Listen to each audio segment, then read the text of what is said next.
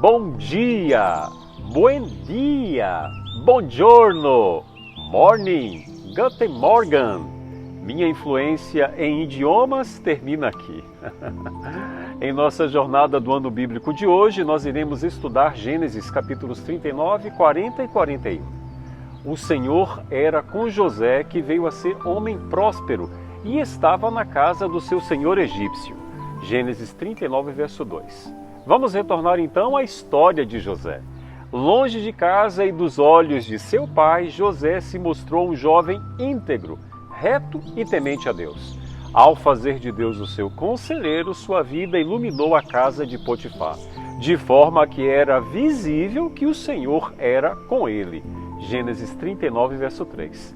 Notando Potifar que tudo que José fazia, o Senhor prosperava em suas mãos, logo tratou de colocar José na administração de tudo quanto possuía. Porém, antes que a história continue, há um adendo. José era formoso de porte e de aparência. Gênesis 39, verso 6. Olhe, quando a Bíblia faz referência a alguém quanto à beleza, é porque realmente essa era uma característica de destaque. A formosura de José, porém, foi a causa da cobiça da mulher de Potifar. Além de belo, José exalava encantadora simpatia. Era cortês e gentil, não sabendo agir de forma diferente. Mas ao tomar conhecimento dos sentimentos de sua senhora, tomou muita cautela de ignorar suas lisonjas e evitar a sua companhia. Todos os dias aquela mulher tentava José. Certamente se tratava de uma linda mulher, visto ser esposa de um oficial de Faraó. José não estava diante de qualquer tentação, mas de uma atraente e persistente tentação. José era um jovem belo, forte e cheio de vida. Além do mais, estava longe de sua família, ou seja, tinha tudo para cair em pecado. Mas a sua atitude provou que já no caminho para o Egito, fez um voto a Deus de lhe permanecer fiel, e assim o fez. Tudo em nossa vida gira em torno das escolhas que nós fazemos. E sempre há um momento decisivo de acender ou apagar as chamas das tentações que nos rodeiam. Não foi diferente com José, posto que certo dia, Gênesis 39, verso 11, pensando ele ser um dia normal de trabalho, entrou na casa do seu senhor e percebeu algo estranho. A casa estava vazia. É isso que Satanás faz. Ele cria estratégias para facilitar a prática do pecado. Quão surpreso não ficou José ao deparar-se com a mulher de Potifar. E imagino eu os trajes provocantes desta mulher. Seria a oportunidade perfeita de cair em tentação. José foi logo agarrado pelas vestes e assediado pela voz da sedução. Deixando as vestes nas mãos dela, saiu fugindo para fora. Gênesis 39, verso 12. José não ficou ali discutindo com a tentação. Não se achou forte o suficiente para resisti-la, mas reconheceu que a sua única alternativa era fugir, e fugir para bem longe do mal. Meu irmão e minha irmã, saiba que não há desculpas para o pecado. Desde o pecado de Adão e Eva, somos tendenciosos a lançar a culpa em alguém ou em alguma coisa quando estamos caídos em pecados. José teria todos os motivos possíveis para se desculpar, mas preferiu colocar a sua vida nesta terra em risco a perder a vida eterna.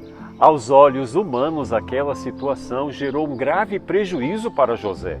Mas além da experiência adquirida na gestão dos bens de Potifar, aquela prisão tornou-se apenas uma segunda escola na administração e preparo do jovem hebreu para governar a nação mais poderosa que existia naquela época e salvar também a sua família.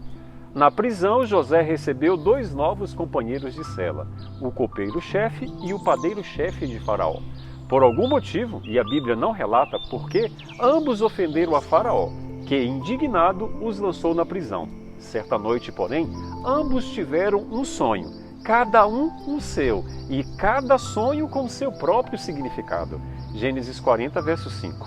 Acreditando que não se tratava de sonhos comuns, ficaram angustiados. Na cultura egípcia, os sonhos eram considerados como mensagem dos deuses, e naquela prisão, onde encontraria alguém capaz de interpretá-los? Foi quando José percebeu que os seus rostos representavam uma tristeza fora do comum. e como quem se importava com o bem-estar dos presos que estavam sob sua responsabilidade, com sincera preocupação lhes perguntou: por que tendes hoje triste o semblante?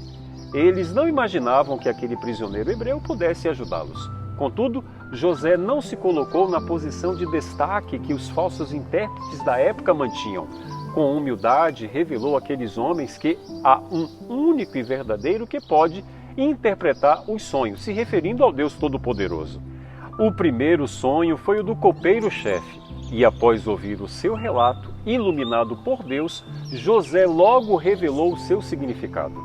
Após 3 dias, o copeiro seria restituído à sua antiga função do palácio de Faraó.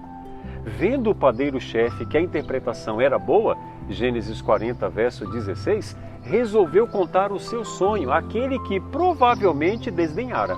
Mas quão diferente foi o seu significado. Após 3 dias, a sua vida seria ceifada de forma cruel. As Escrituras não revelam a reação daqueles homens, mas certamente a do padeiro-chefe não deve ter sido a das melhores.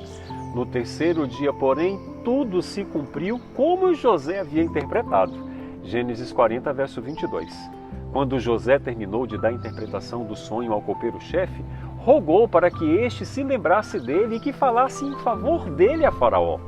Ele esperava que o seu feito causasse profunda gratidão no coração daquele servidor egípcio, de forma que pudesse beneficiá-lo.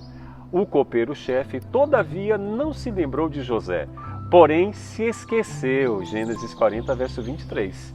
Ao ser encarregado de servir aqueles homens, José procurou tornar a prisão um lugar mais agradável possível. Dia após dia, José na prisão servia os prisioneiros com singeleza de coração e os motivava a confiar de que o sofrimento deles não duraria para sempre.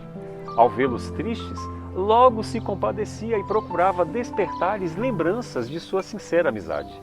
José aprenderia na prisão outra lição importante: nem sempre o bem que fazemos a alguém produz gratidão.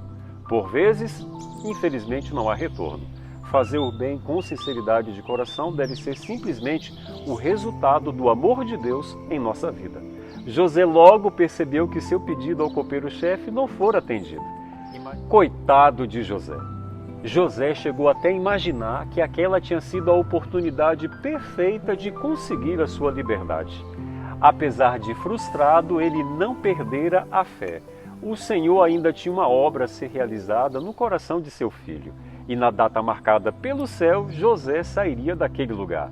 Mas o justo juiz jamais permitiria que o seu servo saísse dali sem exercer sua justiça. Em sua integridade, José foi honrado em nome de Deus. Chegara a hora e o dia do Senhor recompensá-lo. Passado 2 anos completos, Faraó teve um sonho, Gênesis 41, verso 1. E tornando a dormir, sonhou outra vez. Perturbado com os sonhos, convocou os magos e sábios do Egito, mas ninguém havia que lhes interpretasse. Gênesis 41, verso 8. No tempo determinado, o copeiro-chefe se lembrou de José e relatou a Faraó sua experiência com um jovem hebreu na prisão que havia lhe interpretado o sonho. Gênesis 41, verso 12. Chamado para se apresentar perante Faraó e devidamente asseado e trajado, aquele prisioneiro desconhecido revelava um porte de um rei e um semblante sereno e amistoso. As suas palavras soaram aos ouvidos de Faraó e de seus oficiais como palavras de um anjo, de forma a ganhar-lhes a confiança. Humildemente, mas com autoridade e convicção, José transmitiu a mensagem de Deus sem que nenhuma palavra fosse dita com insegurança. E mediante a certeza de que falara pela boca de Deus, provocou a profunda admiração do soberano do Egito. Acharíamos, porventura, homem como este, em quem há o Espírito de Deus? Gênesis 41, verso 38. Da administração de uma prisão ao governo de uma nação. De um poço vendido como escravo ao palácio do monarca mais poderoso da época. E ainda nomeado como governador. O próprio Potifar e sua casa tiveram que se inclinar perante aquele que um dia trataram com injustiça. Aquele que se humilhou, Deus exaltou. Deus sempre exalta aquele que se humilha. A mensagem de hoje é: seja humilde e no devido tempo, na hora certa e no momento certo, Deus irá exaltar a você. Que Deus te abençoe.